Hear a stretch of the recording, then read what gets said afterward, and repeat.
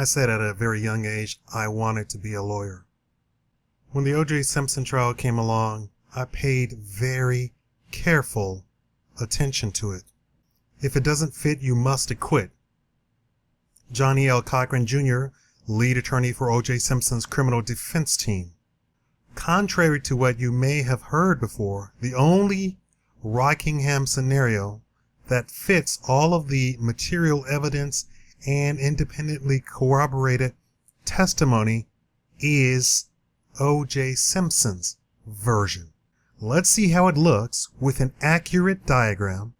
But remember, the car that was parked on the left of the driveway when Park turned left to take O.J. to the airport was never identified and could have come or gone at any time. Until Park made that left-hand turn, there was no reason for him or O.J. to have given it a second thought if it had been there all along. At this juncture, we can't prove that it was there before Park left with O.J. for LAX, although Freed and Briggs report in Killing Time that neighbors, who would not reveal their identities, said that an unknown car was parked near Rockingham. Was that near the street or near the street address of O.J. Simpson? More about that later. O.J. said that he normally parked his Bronco on Ashford, which is where he says it was before he drove it around to his driveway to Rockingham. Cato Kalin, who also parked his car on Ashford, could not recall ever seeing it parked elsewhere.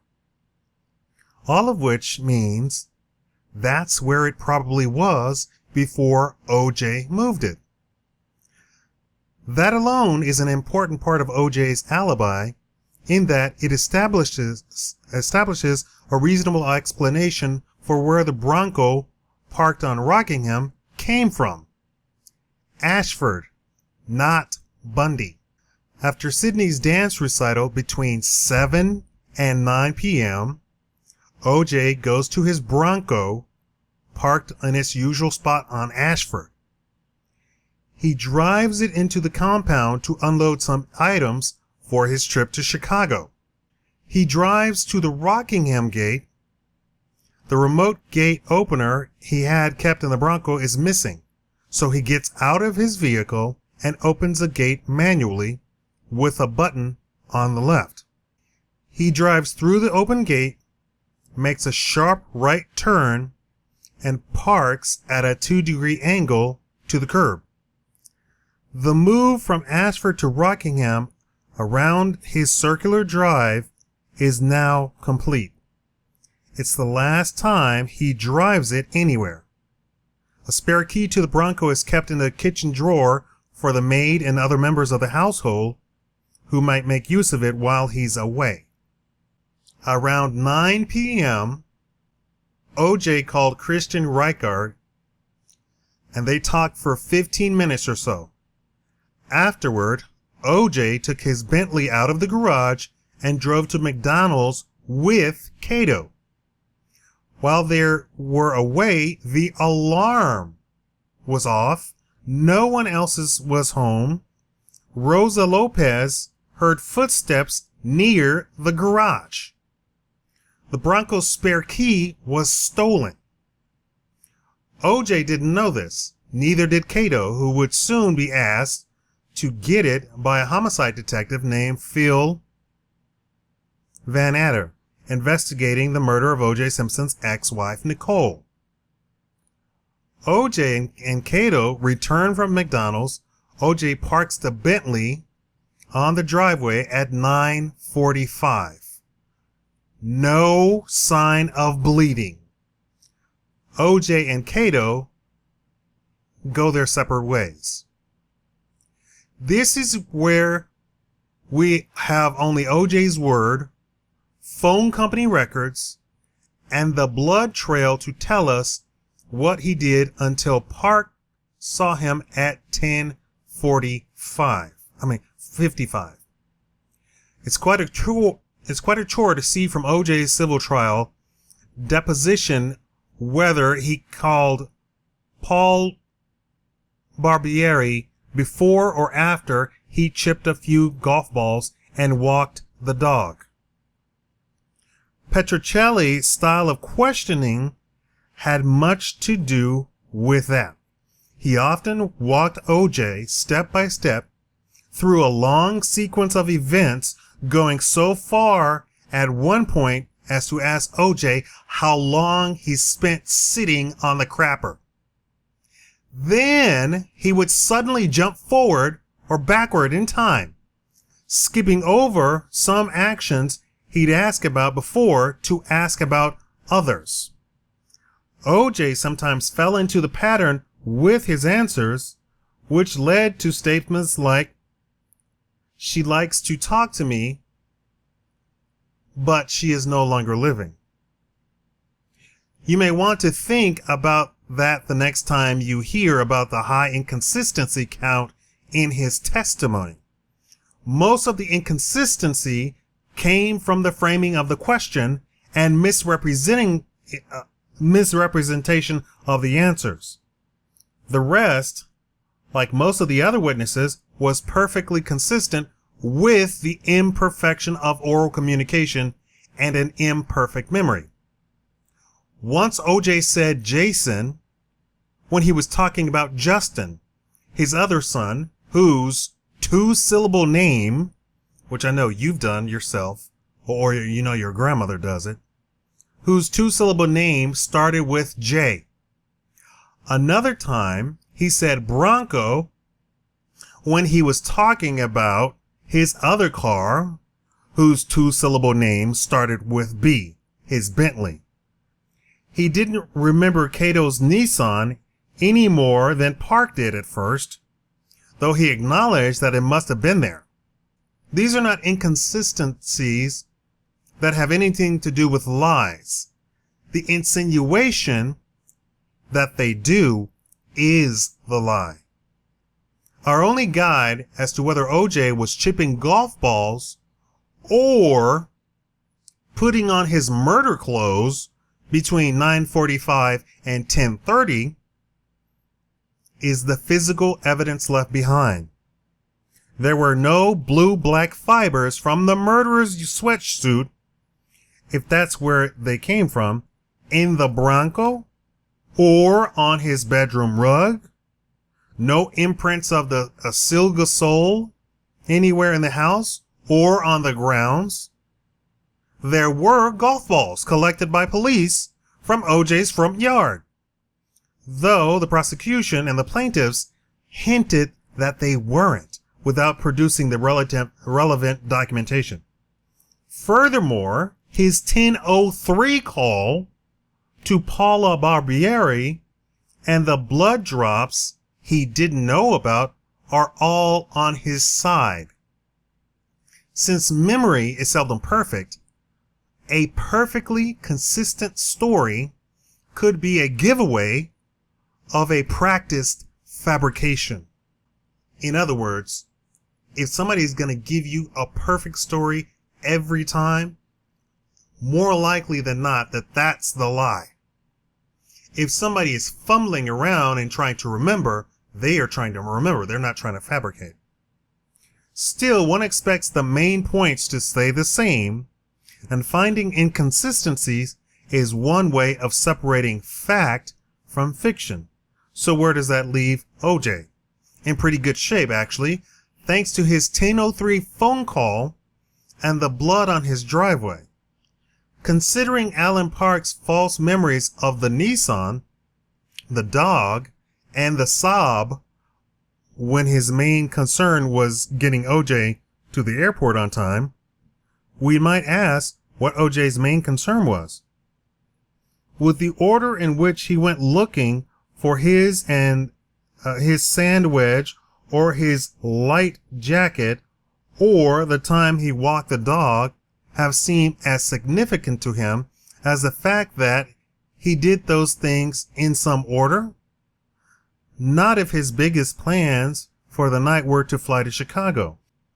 Phone company records and the placement of the blood drops say that pretty well sums it up.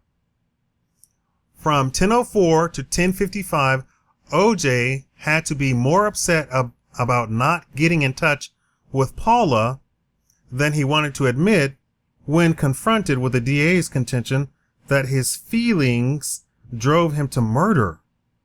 There is no reason to doubt that he wanted her to drive him to the airport, as he said.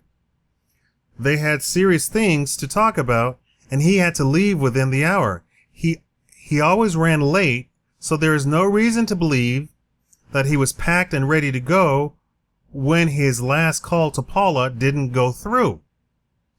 OJ ends up talking to the dog, probably about Paula and Nicole and women in general.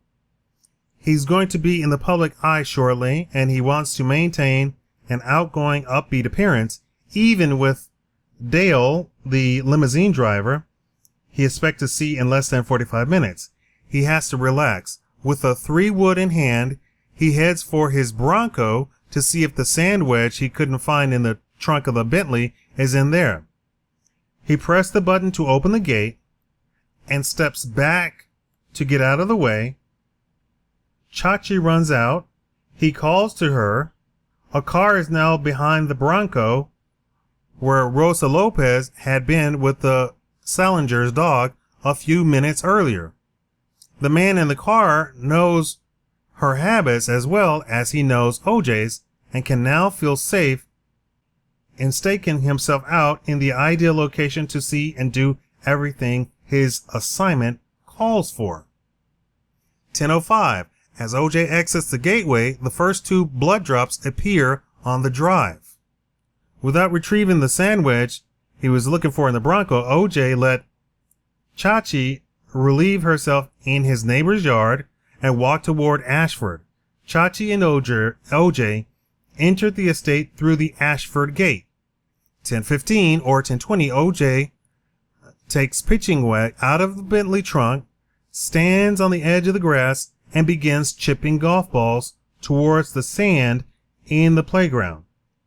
He has stopped bleeding and never realized he'd been cut. Between 10:15 and 10:20, OJ enters his house through his garage. He goes upstairs to his bedroom. Meanwhile, Alan Park is looking for 360 North Rockingham. He sees the number on the curb, but he has already passed the Rockingham gates, so he keeps going. Park drives onto Ashford, realizing that he is early. He turns around so that he is best positioned to observe the front door of the house and enter the compound through either gate. He goes to the back of the limo for a smoke while he waits for the appointed time to pick up his famous passenger. He has no way of knowing that OJ is in his bedroom, and OJ has no way to know that Park is outside. Neither of them is aware of the blood drops on the driveway, and OJ has not bled in the house. As near as anyone but the killer and his Rockingham lookout can tell, there is no blood in the picture anywhere. If OJ was framed, there had to have been an observer positioned inconspicuously to keep a constant eye on the Bronco, an ear to his police scanner or other eavesdropping device, and an open cell phone line to the killer. Inconspicuous is what Cato's Nissan was to OJ because there was no reason for him to pay attention to it. It's what OJ's Bronco was to Alan Park, whose only memory of it was a visual obstruction of some kind when he was checking for traffic on his way out of the Rockingham gate, and a physical one when he was thinking about turning into it. When Park said cars, he could only be talking about the Bentley and the Bronco, or the Bronco and the unidentified car on the neighbor's side of the driveway. The car on the other side of the driveway was inconspicuous. No one has ever bothered to find out who it belonged to, how long it was there, and why it was there, much less who might have been inside of it and why. I think we can and should narrow that down to one man before we go on to account for the rest of the blood drops. Who but a person with years of surveillance experience could have expected that car to go unnoticed for over an hour? Who but a person with years of surveillance experience would have thought to unscrew the interior light bulb, standard surveillance practice, in the Bronco? Who knew OJ's habits and the layout of his estate and well enough to create a reason for him to appear rattled when it was time for him to meet the driver, and to give Furman a reason to look in the right place for the missing glove?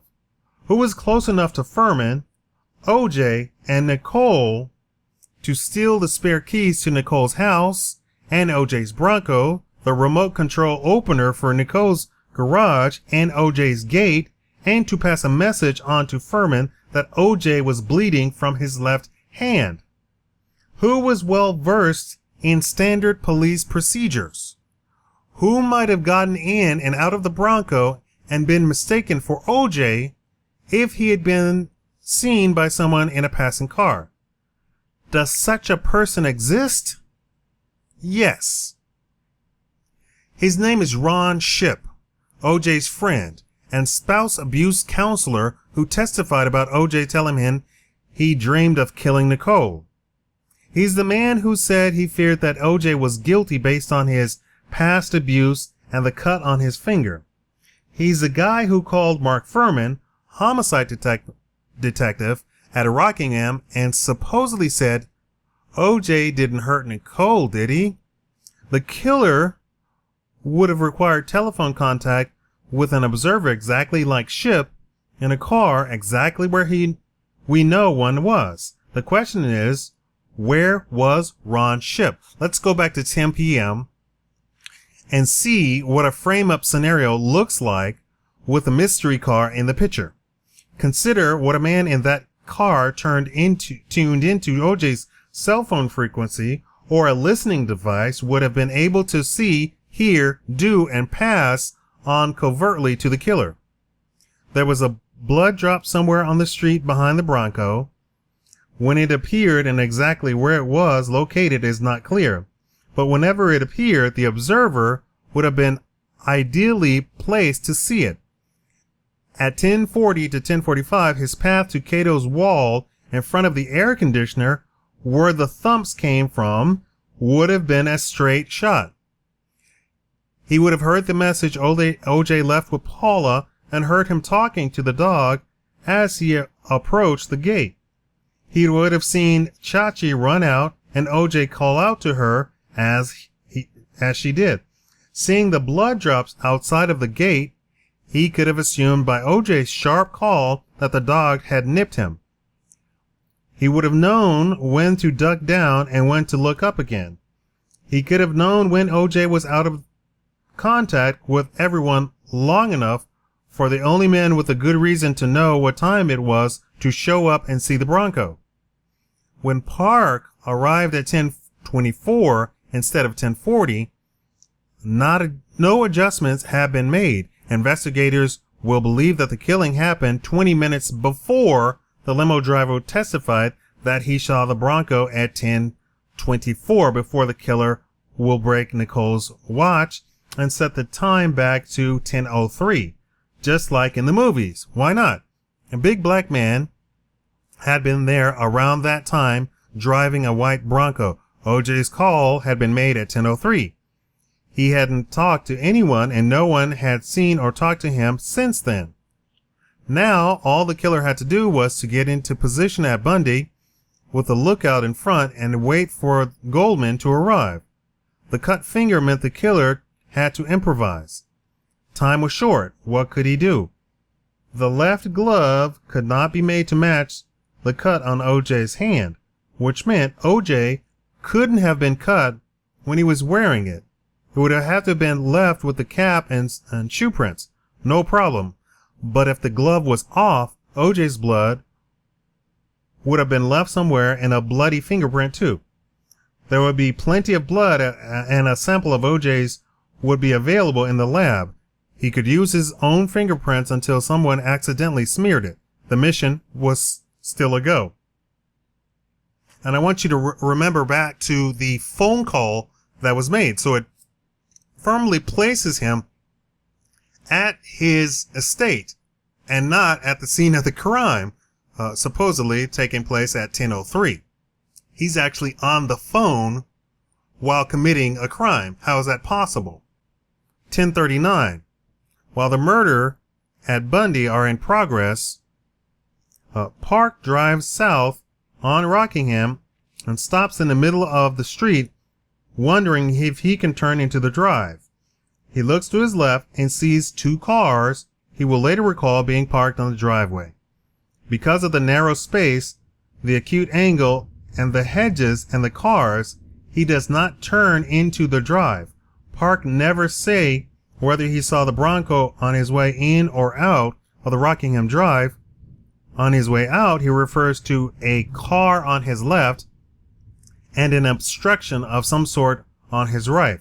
Could that obstruction have been one of the cars he sees on his left at 10:39? It could have been nothing else. 10:40. Park drives backward on Rockingham, back around the corner onto Ashford, and pulls up to the gate. He gets out of the limo and begins ringing the bell with OJ is in the shower. From OJ's vantage point, the ringing tells him that his regular driver, Dale St. John, has arrived and will let himself in. From Park's vantage point, no one seems to be home because he can see no lights on in the house. He calls to St. John and to his mother at various times, set up an accurate record for how long he rang the bell and when he first saw Cato and OJ. That in turn helps bracket the time when Cato heard the thumps. Between 10:40 and 10:45, while Park continues to ring for entry, Cato Kalin hears the thumps that shake his wall and make him wonder if there had been an earthquake. And anyway, there has been 2.5 miles southwest at 875 South Bundy. Robert Heitstra and Sidney Simpson hear a man yell, "Hey, hey, hey," H2, followed by an argument between two men. Sidney, who knows OJ's voice, and Ron Goldman's, does not recognize either of these voices. Heitstra, who details all kinds of vehicles for a living, does not recognize the make of the light-colored sports utility vehicle heading south on Bundy a short time later.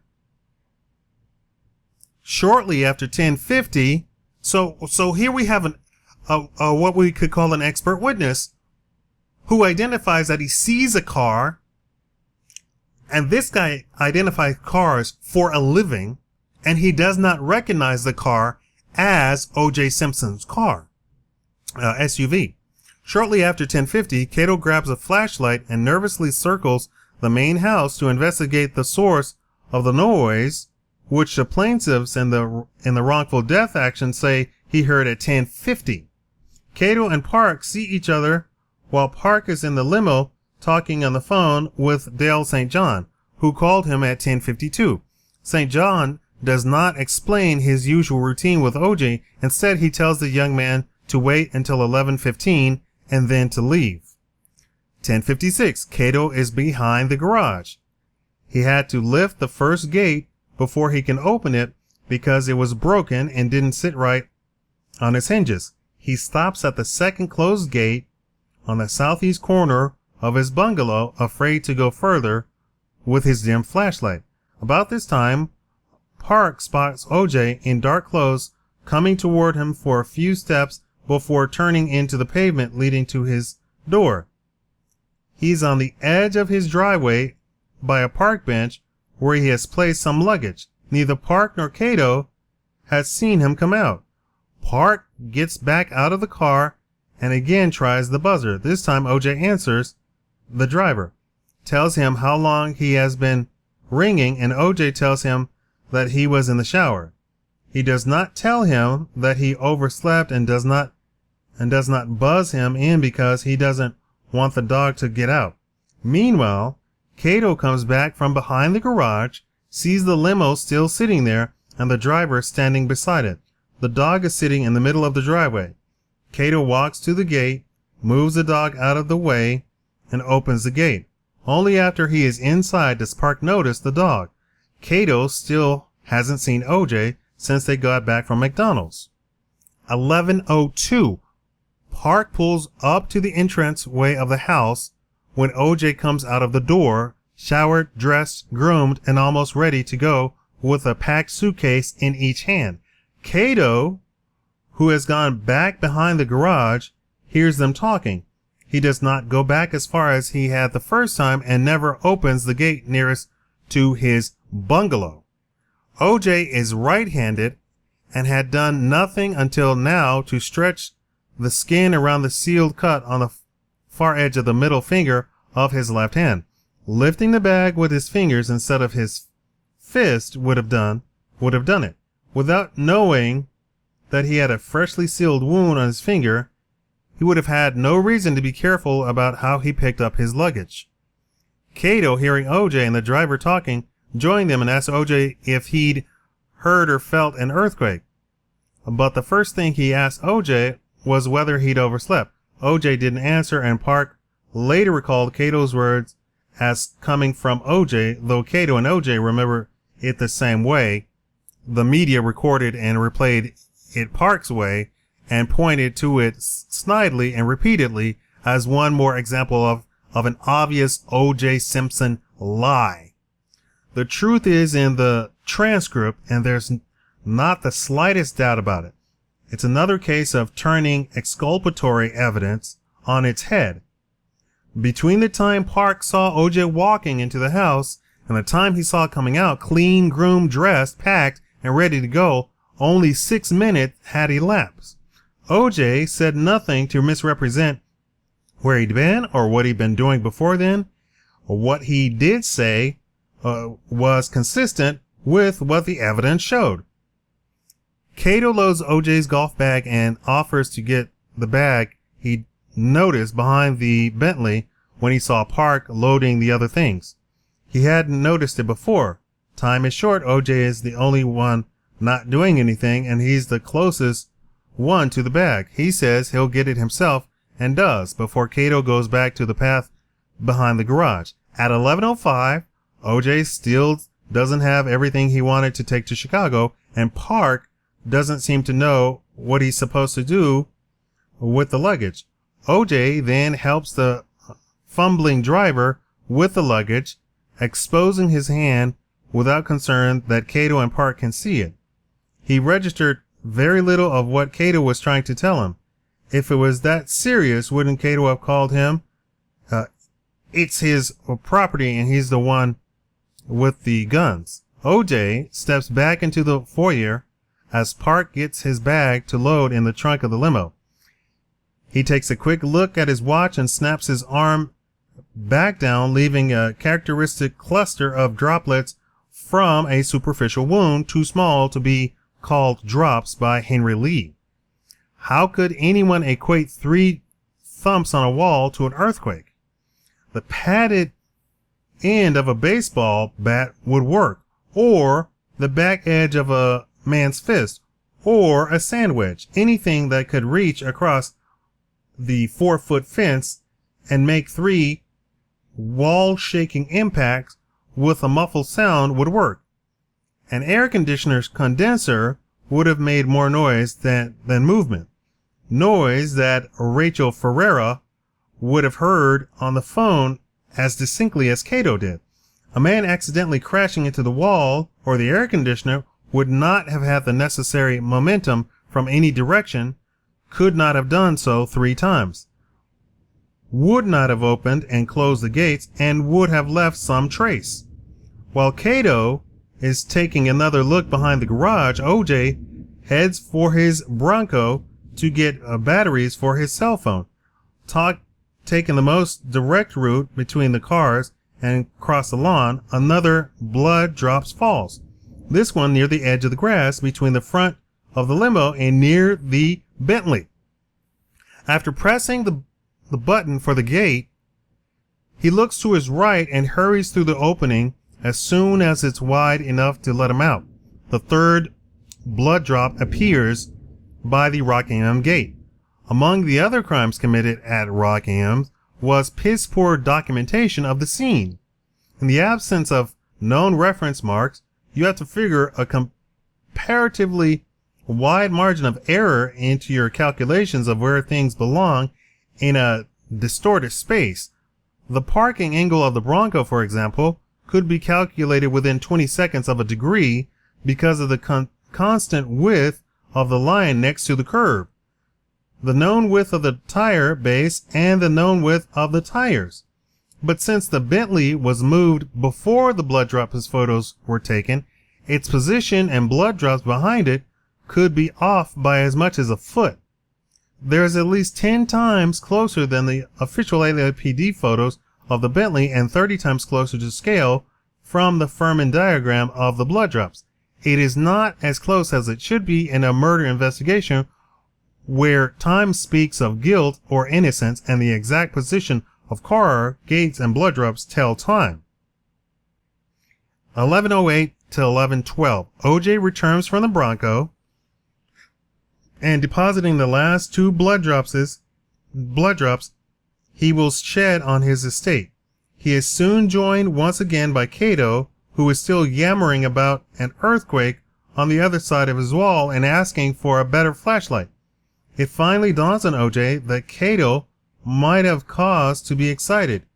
He agrees to help with the search, going inside with Cato to get a better flashlight. Neither OJ nor Cato can find one. OJ is looking for one in the kitchen when he notices the blood on the floor. He seals it with a small piece of absorbent paper between his fingers. Seeing the time on his wristwatch, he abandons the search, gets in the limo, and leaves. Cato goes to the gate, opens it, and waves goodbye. He does not see the tiny droplets above on the driveway. It is unlikely that he ever would have if they hadn't been pointed out, unless he was looking at OJ through high-powered binoculars when he shed them. Park checks for traffic before turning onto Rockingham. Looking to his left, he sees a car on the other side of the driveway. On his right, he notices only that the traffic is clear. In the grand jury investigation, he said categorically that there was no vehicle parked there when he arrived or when he left. In his pretrial deposition, after its presence at the time was firmly established, he said he recalled a visual obstruction. Alan Park never did see the Bronco or identified it as a motor vehicle of any kind, any size, shape, or color.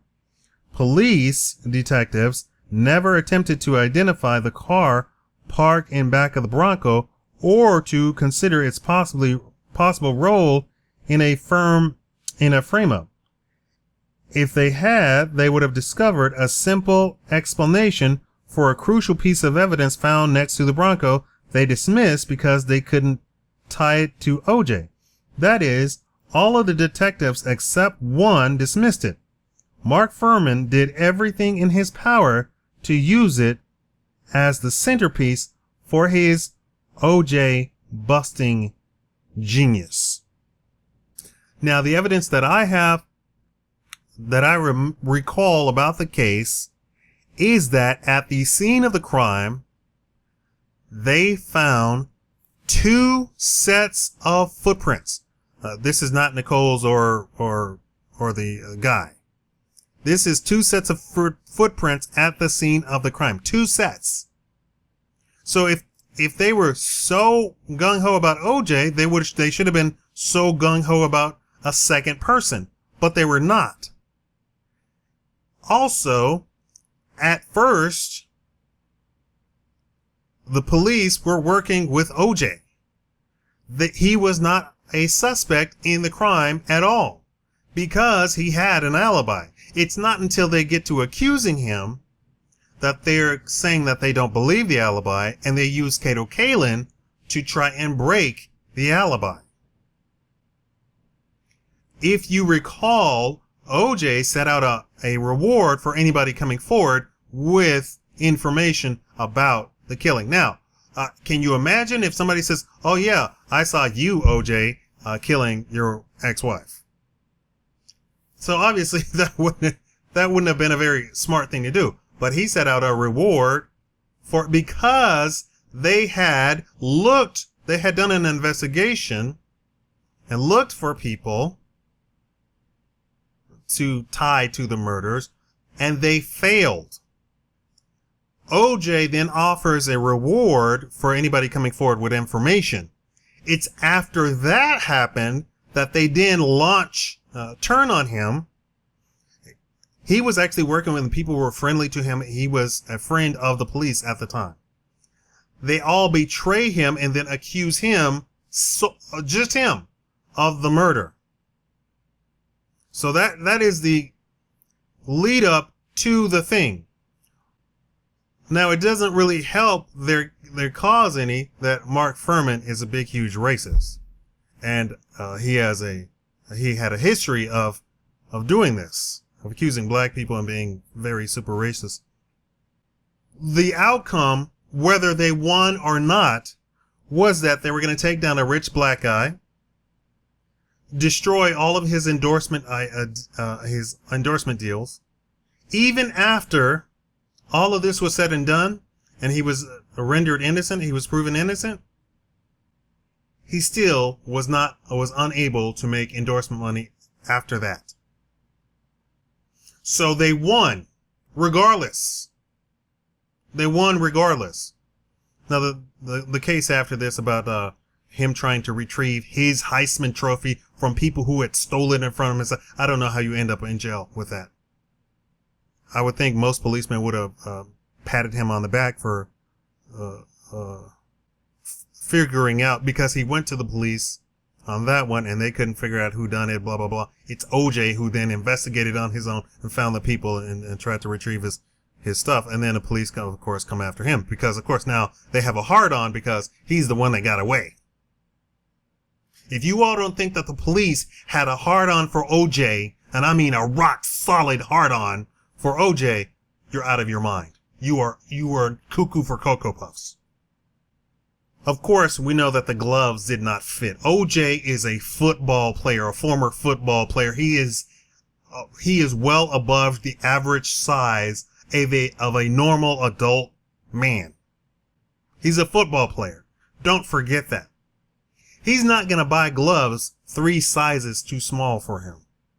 He probably has to shop for all of his stuff out of magazines or online, and has probably always had to do that. He's not a gigantic guy, but he's not a normal sized guy. And them trying to pin a bunch of stuff on him, and then people discounting it, just proves how far people are willing to believe a lie. For the media, this was a boondoggle. Oh, they call it the case of the century. This is not the case of the century. Some guy murdering his ex-wife. That's not the case of the century. But they billed it as the case of the century. Why? Because it's a famous black guy involved. The case of the century should have been the Ponzi scheme on Wall Street. The case of the century should have been the Enron stuff. That would have been the case of the century. Some guy bilking people out of millions, billions, and all of the cover up and all of the stuff and all the internal stuff that's going on in the government and what have you. That would have been the case of the century. Not one guy involved with trying to prove his innocence or guilt at killing his ex-wife. But because that's all it comes down to. One guy and his ex-wife. That is a 3rd-page case. That's something about, oh yeah, by the way, some guy was accused of killing his ex-wife in a jealous rage, although he's been divorced from her for 10 years or whatever, and doesn't do anything with her, and is over it and has been dating other women since then. All of a sudden he's a super jealous guy and is jealous that she's seeing some waiter. Really? They should have just, I mean, there was no motive. There's no motive, but they had to make up something. Oh, he's super jealous. No, he wasn't. He was dating somebody. Anyway, tell me what you think about that. Given the evidence, the detailed evidence of this, tell me what you think. And if you want to argue against what I have said, go to the specific moment in the video and quote me and then give your counterpoint to it, because I don't think you can do it. Not at all. I mean, minute by minute. He had a rock solid alibi. When they went after him, they tried to use Kato as a way to get over that alibi. That's what happened. Have any of y'all lived in LA? Can you get in your car, drive down the freeway, kill somebody, and come back to your house in 20 minutes? I'm just putting that out there. Let's be logical about this. And I'm talking about you're not going high speed and get pulled over by the police in 20 minutes.